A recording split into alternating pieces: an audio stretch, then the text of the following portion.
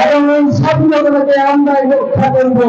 আমাদের ভাইদেরকে আমাদের চোখের সামনে ক্যামেরার সামনে গুলি করেছে, এত এত ভিডিও ফুটেজ, এত এত সাক্ষী। আপনারা সবাই কি 24-এর হত্যাকাণ্ডের সাক্ষী না? আমরা কি গণহত্যার সাক্ষী না? এত মানুষ গণহত্যার সাক্ষী, কিন্তু এখনো পর্যন্ত কোনো চার্জশিট আসে নাই।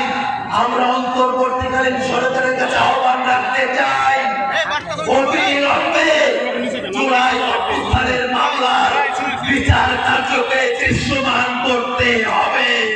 এখানে একটা প্ল্যাকার্ড একটু আগে দেখছিলাম, স্বাধীনতা এনেছি সংস্কারে আনবো।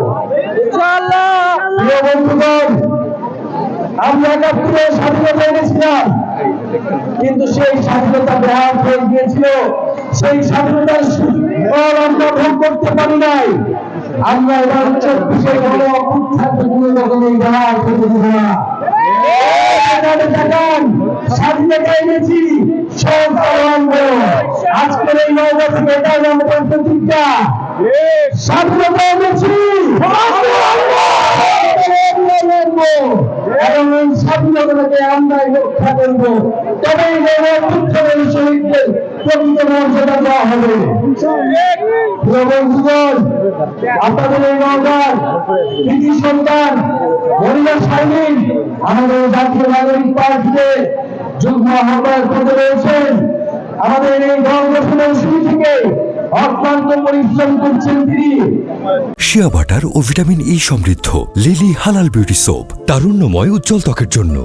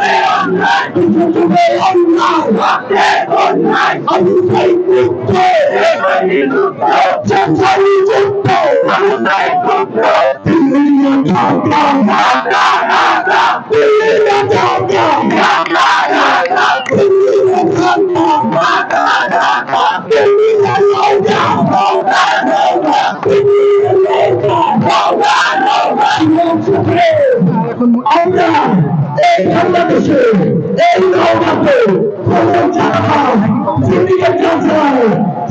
মামলা চালায় তারা হাত দিয়েছে, তাদের আমরা হাত দিতে চাই না।